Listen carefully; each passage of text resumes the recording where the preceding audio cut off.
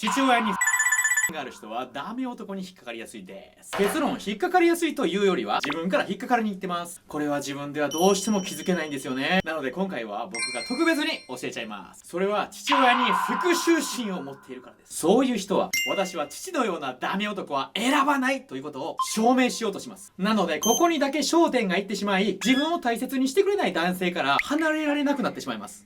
私は貧乏にならない、絶対にならないんだって思っていると貧乏になってしまうのと同じです。私は100億円社長になるというようにポジティブに考えなくてはなりません。恋愛で苦しい関係から離れられないという人は今一度原因を考えてみましょう。自分の身近なところに悪魔の種が潜んでいますよ。